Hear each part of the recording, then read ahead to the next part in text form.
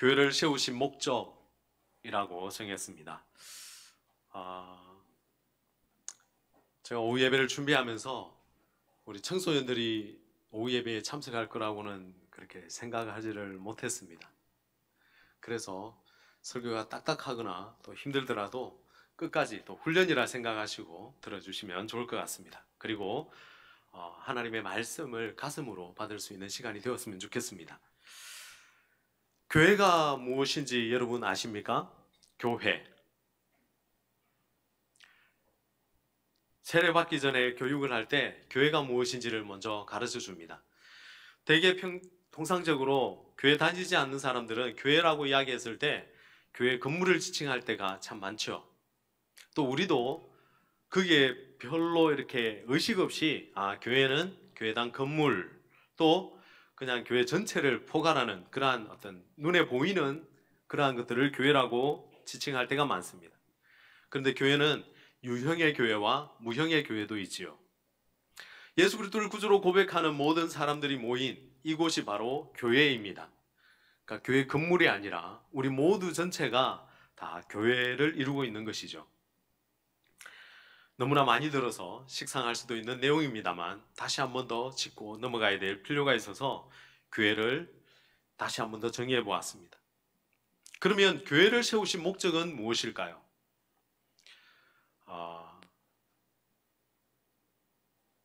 아무도 응답이 없습니다. 교회를 세우신 목적, 주님이 아시겠지요. 하나님은 아시겠죠? 네. 청소년들도 대답이 없습니다. 교회를 세우신 목적은 분명히 있습니다. 이 땅 가운데 하나님께서 만드신 것이라면 이유 없이, 목적 없이 창조해 놓은 것이 없다라는 것입니다. 우리가 하나님 앞에 부름을 받은 것도 다 하나님이 불러주셨고, 그리고 그에 따른 목적을 심으셔서 우리를 이곳에 있게 하셨습니다. 믿으십니까? 아멘. 우리가 그 목적을 발견하지 못했을 수도 있을지 모르지만 분명한 것은 하나님의 계획 속에 친밀하게 간섭하셔서 그 일을 이행하시고 이끌어 가신다는 사실입니다. 오늘 우리 청소년들도 주님을 만나고 싶고 보고 싶고 또 참 굉장히 적극적인 그런 고백을 찬양 가사로 이렇게 했는데요. 예전에는 그런 가사를 사용을 못했습니다. 찬송가를 보면 굉장히 좀 고리타분하게 느낄지 모르겠습니다. 우리 청소년들은. 그러나 그러한 마음을 우리 그 가사 하나하나에 다 심어 놓았죠. 그런데 요즘 청소년들은 굉장히 적극적이죠. 직설적이고. 예수님 만지고 싶은 분 계십니까? 예수님 만지고 싶은 분이 있을 수 있지요. 혈루증으로 앓다가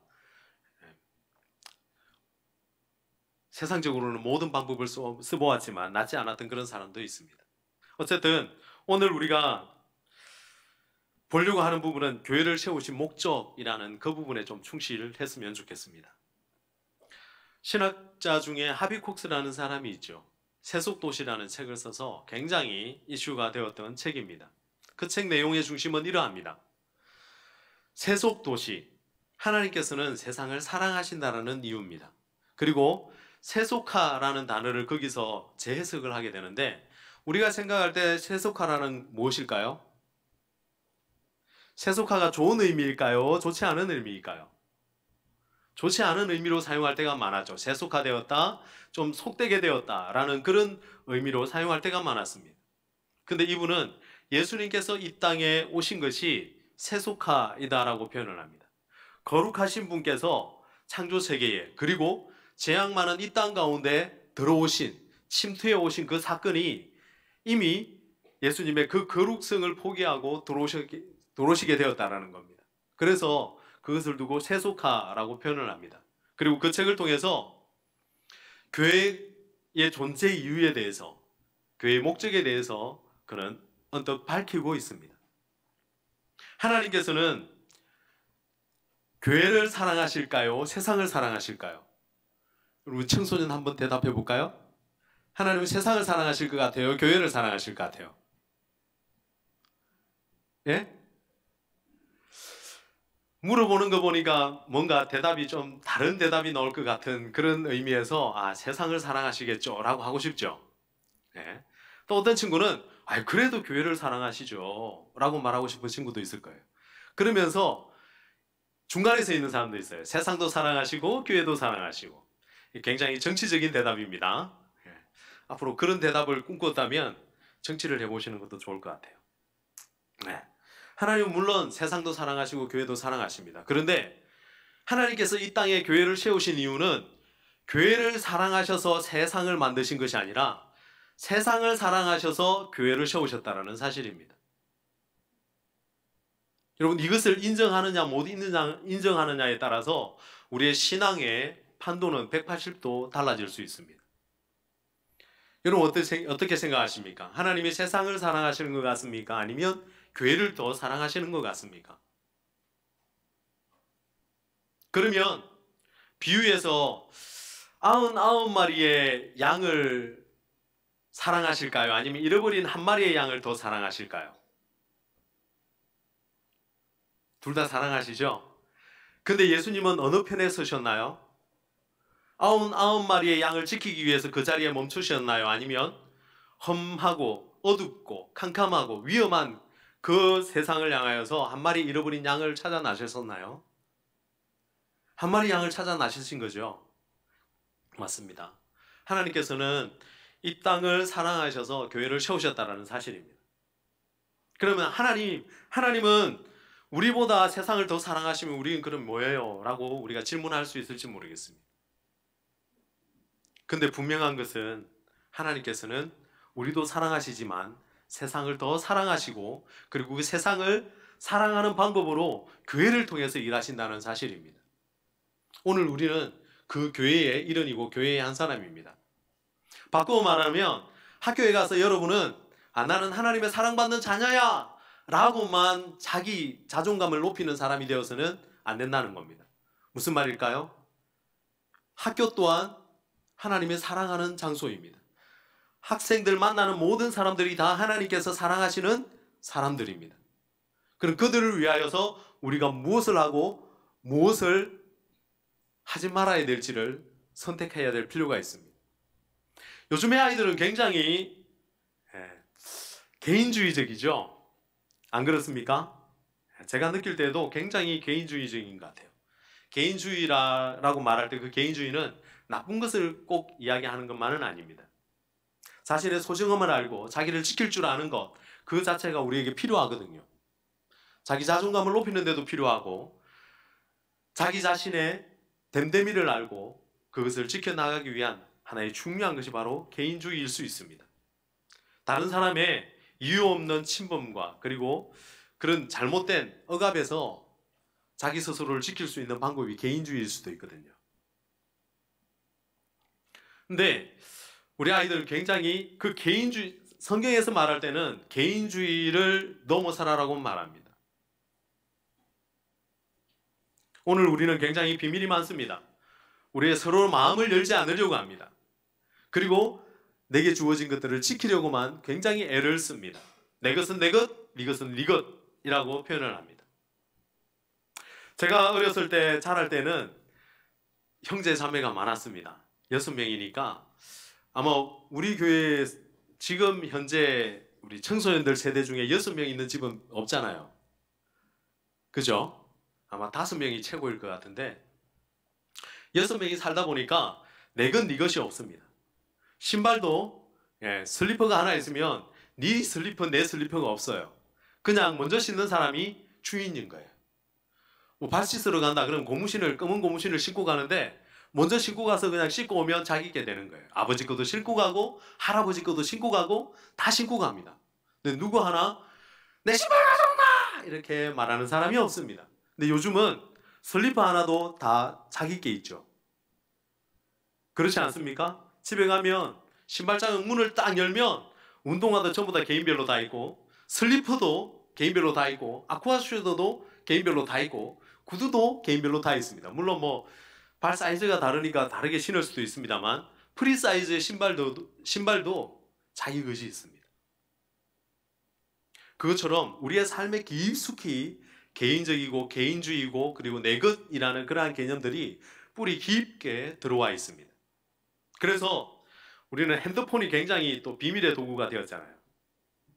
옛날 사고방식으로는 네 핸드폰 내가 사용하기도 하고 또 뭐 꺼놓기도 하고 뭐 잠근다라는 그런 개념도 없었잖아요. 어릴 때 우리 집에 전화기가 한 대 생겼어요. 제 초등학교 5학년 때 일입니다. 그전에는 전화기가 없어서 동네 이장님 집에 가가지고 전화가 오면 방송이 나옵니다. 누구누구 집 전화 받으세요. 그러면 막 달려가가지고 숨을 헐떡거리면서 서울에서 온 전화, 부산에서 온 전화 이렇게 받았어요. 그런데 그러고 있다가 우리 집에 전화기가 생겼는데 갑자기 우리 아버지가 전화기에다가 이렇게 번호키 이렇게 그 누르는 다이얼에다가 잠금 장치 있잖아요. 이걸 딱 붙여놓은 거예요. 야, 전화기 생겼다고 친구들한테 전화기도 하고 또 뭔가 이렇게 소식을 전하고 싶었는데 이게 키로 잠가 놓으니까 전화를 할 수가 없어요. 왜냐하면 전화하면 돈 많이 나온다고 받기만 해라. 이게 특명이었습니다. 그런데 어쨌든 전화기를 사용하든 무엇을 사용하든지 전부 개인 뭐 이렇게 소유 이게 없었어요, 사실은. 근데 오늘날은 철저히 개인주의입니다. 볼펜 하나도 개인주의죠. 그런데 정말 교회는 그런 개인주의가 들어와서 교회가 사실은 요즘 교회되지 못하는 그런 부분들이 너무 많은 것 같아요. 모르겠습니다. 세대가 혼재되어 있기 때문에 굉장히 그것을 지켜가는 그런 예법들이 그 예의가 필요할지 모르겠습니다. 분명히 필요합니다. 그럼에도 불구하고 서로 사랑하고 교제하고 교회의 그 기능을 봤을 때는 그런 부분들이 강조되어지면 교회는 교회될 수 없는 것이 사실입니다. 교회의 기능 5가지가 있지요. 먼저는 뭐일까요? 교회의 기능 5가지를 한번 찾아봅시다. 교회는 뭐 하는 곳입니까? 첫째, 예배하는 곳 맞습니다. 예배하는 곳. 좀 크게 이야기해 주세요. 예배하는 곳 맞습니까? 맞습니다. 하나님을 예배하는 것입니다. 우리를 구원해 주시고 우리를 하나님 백성 삼아 주심에 대하여 감사하고 기뻐하며 하나님께 영광을 돌리는 것이 바로 예배입니다. 그리고 또 기능 중에 어떤 게 있을까요? 예? 맞습니다. 그거. 예, 맞습니다. 선교죠, 그죠? 선교, 전도. 그거 맞습니다. 자신 있게 이야기해 주세요. 선교죠. 교회는 선교해야 합니다. 그리고 우리 지금 민소리 형제가 세부까지 가서 복음을 전하고 온 이야기를 하고 있잖아요. 이게 바로 복음 전파입니다. 그리고 선교도 복음에 들어가 있고 우리가 국내 전도도 선교에 들어가 있는 것이죠. 어쨌든 그 기능이 교회의 중요한 기능입니다. 복음을 전해야 합니다. 또 어떤 기능이 있습니까? 예? 예, 맞습니다. 그거. 예, 생각하는 그거 맞습니다. 저는 생각도 들립니다. 교육 맞습니다. 교육. 교육 기능이 있죠. 그래서 가르치고 또 교육하고 서로 세워주는 그런 기능들이 있습니다. 오늘 말씀에도 보면 온전하게 하기 위한 그러한 것들이 교회의 기능이라고 볼 수 있겠죠. 그래서 장성한 분량에까지 이르게 하고 주님처럼 되는 것이 바로 그 교육의 목적일 수 있습니다. 오늘 여러분들이 수련회 가잖아요. 수련회의 목적이 뭡니까? 수련회가 재미있는 수련회 하고 왔습니다. 이러면 수련회 아닙니다. 그거 그냥 재미있는 거예요. 거기에서 정말 하나님을 바르게 배우고 예수님을 바르게 배우고 세상에 대해서 바르게 배우고 그리고 내가 살아가야 될 그 삶에 대해서 신앙에 대해서 바르게 배웠을 때 그게 진짜 수련회인 거예요. 오늘날 예배도 마찬가지입니다. 은혜 받았습니다. 받은 은혜가 무엇입니까? 그러면 재미있었습니다. 많이 웃었습니다. 그거 은혜 아닙니다. 여러분 그거 예배 아닐 수도 있습니다. 정말 하나님이 원하시는 예배였는지 내가 원하는 예배였는지를 한번 정확하게 볼 필요가 있습니다. 교육 기능이 있죠. 그래서 바르게 가르쳐야 합니다. 그리고 또 어떤 기능이 있을까요? 예? 교제하는 거 맞습니다. 교제. 예, 최고로 똑똑하게 잘하셨습니다. 교제 있습니다. 교제. 서로 사귐을 교제라고 그러죠. 교제 아시겠죠? 교제, 남녀 사이에 친구 사이에 이것만 있는 게 교제가 아닙니다. 교회는 모두가 교제해야 되고 그 교제의 범위는 한계가 없습니다.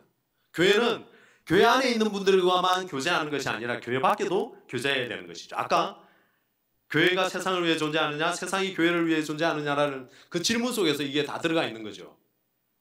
마지막으로 또 뭐가 있을까요? 그 기능 중에? 예? 잘 안 들립니다. 봉사 맞습니다. 봉사. 역시 박수 한번 쳐드릴까요? 다들 잘 알고 계시는군요. 맞습니다. 교육, 전도, 그 다음에 봉사, 그리고 또한 친교, 교제, 그 다음에 선교, 이런 모든 것들이 다 교회의 기능이라고 볼 수 있습니다. 이 5가지의 아주 굵직한 필수 사역이 있는데, 기능이 있는데, 오늘 교회들은 그것을 이행합니다. 그런데 그것을 이행하는 데 있어서 우리는 어떻게 우리의 삶에 적용하고 있나는 것입니다. 우리는 스스로가 교회라고 생각하고 있습니다.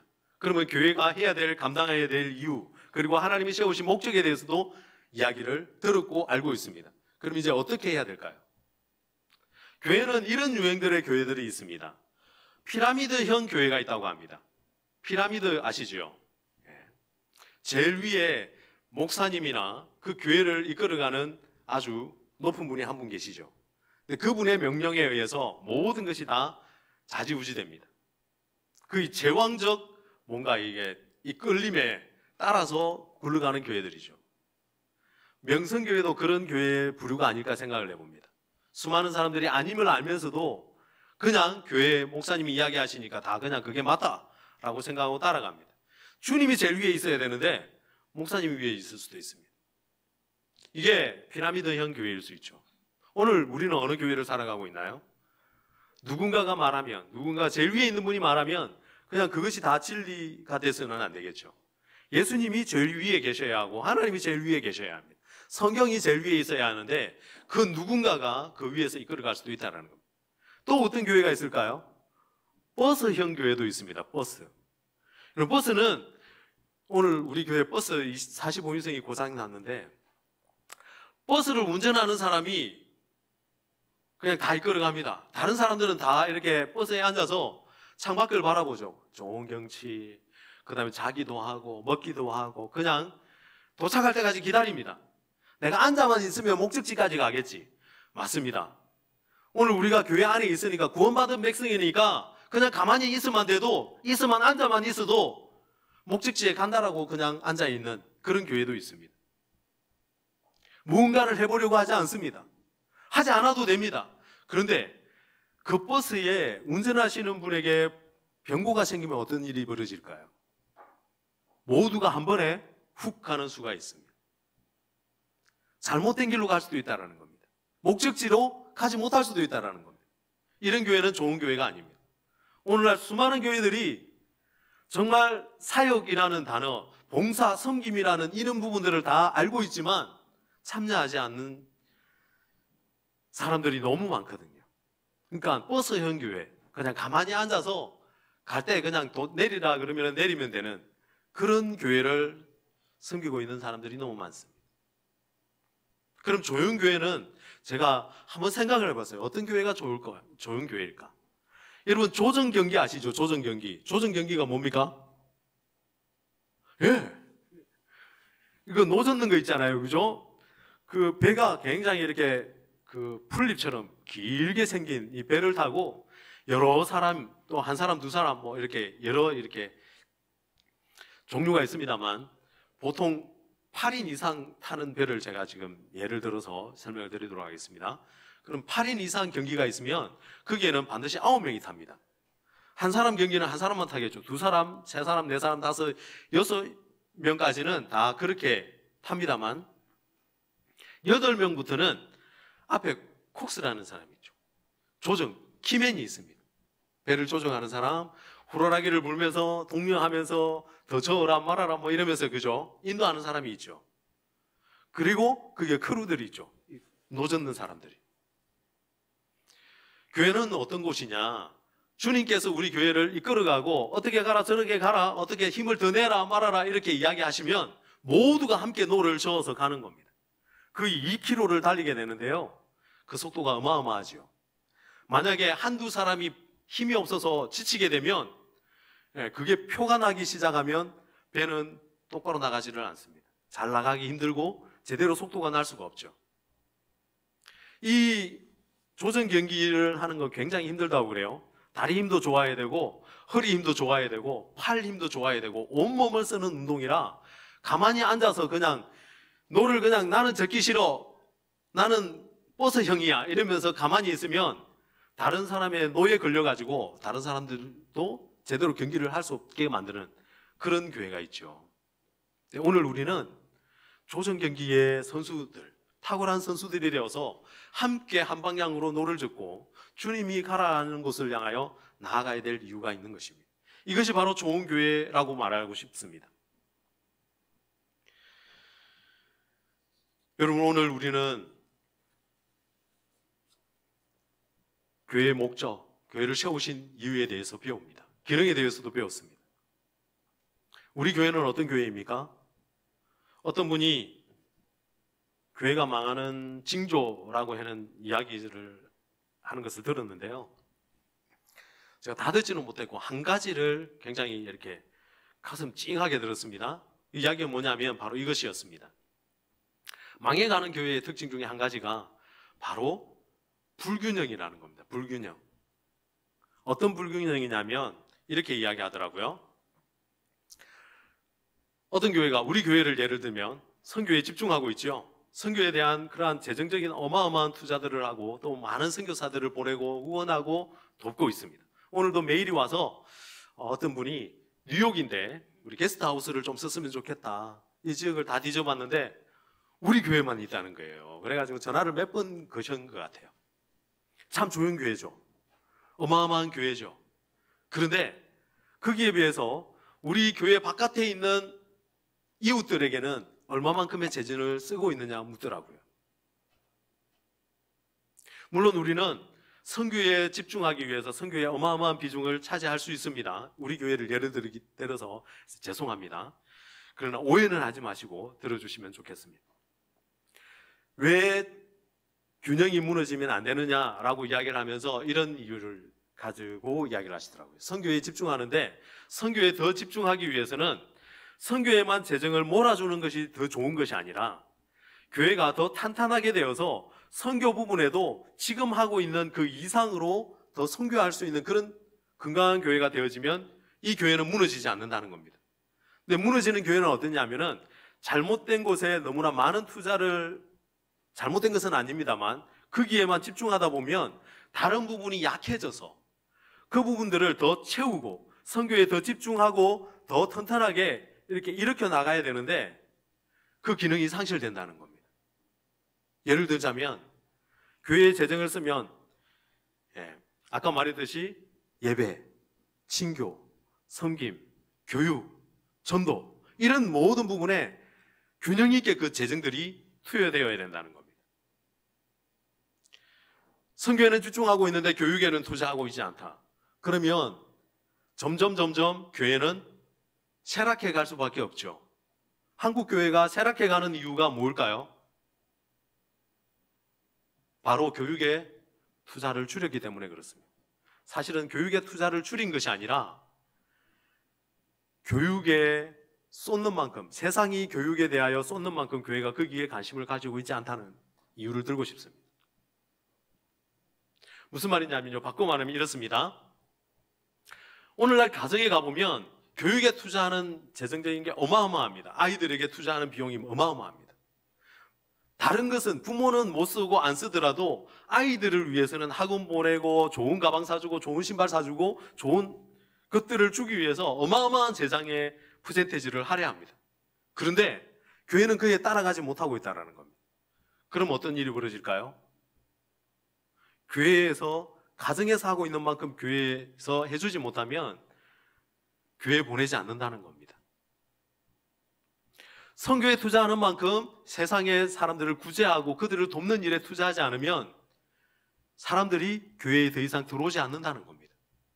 들어오지 않으면 교육될 수가 없습니다. 교회는 온전한 교회, 성숙한 교회로 존재를 계속하는 것은 그것은 성숙한 교회일 수 없습니다. 교회가 성숙한 교회는 미숙한 교회가 성숙한 교회입니다. 굉장히 역설적이죠. 무슨 말이냐면요, 교회는 늘 미성숙해야 합니다.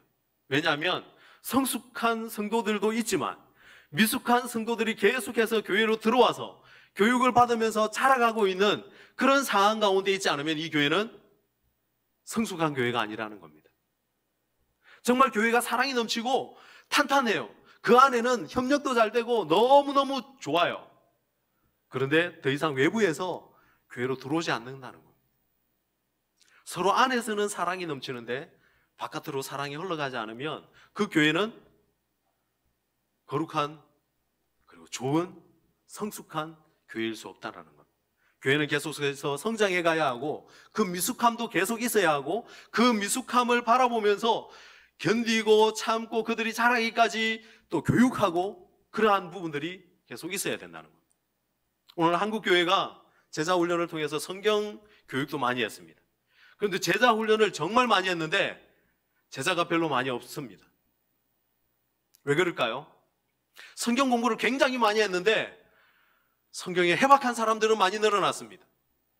학자의 이상으로 굉장한 실력을 가진 분들이 많이 생겼습니다.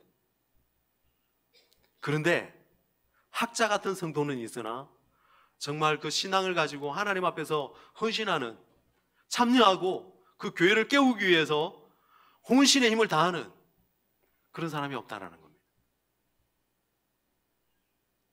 많이 배웠으면 더 많은 곳에 들어가서 섬기고 봉사하고 교회를 세우는 일이 바로 진짜 교회의 목적이고 정말 온전한 성도들의 걸어가야 될 길이라는 겁니다. 우리는 그걸 멈추었습니다. 여러분, 제가요 칼을 잘 갑니다. 촌에서 살아가지고, 여러분 칼 갈아보셨어요?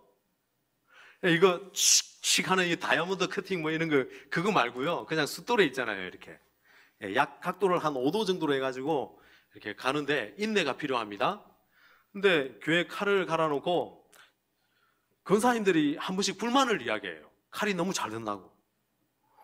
칼이 잘 드는 것도 불만이가 뭐 이러면서 제가 속으로 한번 생각한 적이 있었습니다. 죄송합니다. 근데 어제 가서 감자를 쓰는데 칼이 진짜 너무 잘 드는 거예요. 칼을 갖다 댔는데 그냥 감자가 쑥 날아가 버리는 거예요. 야, 그러면서 제가 또 생각했습니다. 이 감자를 쓰는데 칼이 너무 잘 드니까 내 손도 쓸 수 있겠구나, 위험하구나, 그런 마음을 공감했습니다. 여러분, 성경을 배우는 것도 마찬가지입니다. 배우기 위해서 정말 최고의 날카로움을 유지하기 위해서 칼을 가는 것은 진짜 쓸모있는 칼이 아닐 수 있습니다. 우리가 정말 사역하기 위해서 필요한 칼갈음이 필요하다는 겁니다. 너무나 날카로워져서 그 누구도 가까이 할 수 없고 그 누구도 누구에게도 이로움을 줄 수 없는 칼이라면 그건 그냥 칼집에 넣어놓고 전시만 할 수밖에 없죠. 안 그렇습니까? 성도도 마찬가지입니다. 여러분, 내가 정말 교회를 위해서 쓰임받기 위해서 갈려지고 새로워지는 것 필요합니다. 필요 이상으로 너무나 잘 들어서 다른 사람들을 베는 데 사용하면, 다른 사람들을 상처내는 데 사용하면 그것은 차라리 잘 안 들 때가 나을 수도 있습니다. 힘은 조금 덜 들 수 있으나 사람에게 상처는 내지 않거든요. 오늘 우리 자신을 한번 돌아보십시오. 나는 어떤 성도인가? 나 때문에 상처받고 나 때문에 피를 흘리는 사람은 없는지. 그런데 그러면 교육하지 말아야 됩니까? 교육해야 합니다. 여러분, 중국에 그런 일이 있었잖아요. 여러분, 비행기 타면서 동전 던지는 거 우리는 잘 이해할 수 없습니다. 비행기를 타면서 동전을 던져요, 중국 사람들이. 왜 그래요? 안전하게 날아가게 해달라고 잡신에게 비는 겁니다. 근데 그 행위가 안전을 지키는 것이 아니라 안전을 위협하죠. 왜 그랬을까요? 몰라서, 배우지 못해서, 그렇게 하면 위험하다는 사실을 알지 못해서 그런 행동을 한 겁니다. 그럼 얼마나 큰 행동일까요? 그 무식함이. 비행기 500명 타는 비행기라면 그 동전 하나 때문에 엔진이 파괴되고 비행기가 추락할 수도 있습니다. 500명을 죽일 수도 있다는 겁니다. 그러니까 우리가 잘 배워야 합니다. 잘못 배우면 여러분, 비행기에 동전을 던질 수 있는 그런 사람이 될 수도 있겠죠. 오늘날 우리 교회 성도들 마찬가지입니다. 학생들도 마찬가지입니다. 말씀도 바르게 배워야 합니다. 잘 배워야 합니다. 그리고 바른 성도가 되어야 하고 그분을 바르게 세워가기 위해서 내가 예수님을 닮아가기 위해서 끊임없이 우리는 예수님을 바라보고 걸어가야 합니다. 근데 그것을 굉장히 방해하는 것이 여러분 이 땅에 사탄의 전략이죠. 느슨하게 만들고 평안하게 만들고 그리고 아무 일 없게 만들고 그리고 교회를 떠나게 만들고 오히려 교회와 세상을 분리하게 만들고 그래서 성도들이 세상을 향하여 나아가지 못하도록 만드는 것이 사탄의 전략입니다. 오늘 우리 청소년들 여러분 학교로 가서 또 수련회를 가서 하나님의 백성다움이 무엇인지를 배웠으면 좋겠습니다. 그리고 정말 하나님의 말씀을 통해서 내가 바른 양이 되어져 가고 내가 사역하는 온전한 사람이 되어갈 때 하나님께서는 우리를 통해서 놀라운 역사를 행하십니다. 말씀을 보면 오늘 11절이 이렇습니다. 시간이 조금 흘렀습니다만 마무리를 하도록 하겠습니다. 그가 어떤 사람은 사도로, 어떤 사람은 선지자로, 어떤 사람은 복음 전하는 자로, 어떤 사람은 목사와 교사로 삼으셨으니 라고 말합니다. 초대교회의 직분이 이 네 가지였습니다. 더 세분화되지 않았고요. 이것은 한마디로 말하면 목회라는 말로 압축할 수 있습니다. 사역 전체를 선지자, 목사, 교사, 그 모든 사도 여기까지를 전부 다 목회라는 한마디로 표현할 수 있겠죠. 근데 목사는 여러분 우리 목사가 목회하잖아요. 그죠? 맞습니까? 정확하게 말하면 틀린 말입니다. 목사는 모든 성도 한 사람 한 사람들이 잘 목회할 수 있도록 교육하는 역할을 하는 사람이 목사입니다. 오늘 사역, 봉사라고 했을 때 그거는 미니스트리라고 쓸 때 그거는 원어상으로는 집사라는 말과 동일한 어원을 가지고 있습니다. 무슨 말이냐면요, 목회는 누가 하는 거냐? 목사가 하는 것이 아니라 성도 한 사람 한 사람들이 하는 것이라는 겁니다. 오늘 우리가 목회자가 되어야 합니다. 목회를 감당해야 합니다. 교사여야 하고 그리고 또한 복음 전하는 사람이어야 하고 교육하는 사람이어야 하고 모두가 섬기는 사람이어야 하고 그 모든 것 하나하나가 이 5대 사역 자체가 목회라는 것을 한마디로 압축할 수 있겠죠. 오늘 한국 교회가 이 개념이 사라졌습니다. 한국 교회 성도들 안에 이게 없습니다. 그러니까 버스 탄 성도들이 다 되어버렸습니다. 나는 하지 않는다는 겁니다. 목적지에 도착하면 내릴 시간만 알려도 라고 기다리고 앉아있는 성도들이 되어버렸습니다. 교회는 더 이상 하나님이 부여하신 그 기능들을 수행하지 못합니다. 그러면 교회는 망해갑니다. 그런데 이러한 목회가 목사가 하는 것이 아니라 성도 한 사람 한 사람들이 목회를 하고 세상 가운데 하나님의 사랑을 전가하고 전도하고 교육하고 그리고 섬기고 이 모든 것들을 세상 가운데서 예배하고 나아갈 때 이것이 세상과 교회 이것이 분리막이 해체되어지고 우리가 선 모든 곳이 교회가 되고 하나님의 사역을 감당하는 곳이 될 때 교회는 하나님이 세우신 그 기능을 온전히 이행하는 살아있는 교회, 온전한 교회가 되는 것입니다. 가정이 교회여야 하고 교회가 가정이어야 합니다. 세상이 교회여야 하고 교회가 세상이어야 합니다. 오늘 우리가 목회자여야 하고 오늘 우리가 하나님의 일을 감당하는 교회여야 한다는 것입니다. 오늘 이 사실을 잊지 말고 오늘 내게 주어진 하나님이 부탁하신 그 일을 감당하고 이루어내는 우리 모두가 되었으면 좋겠습니다. 기도하겠습니다. 우리 한번 같이 기도했으면 좋겠습니다.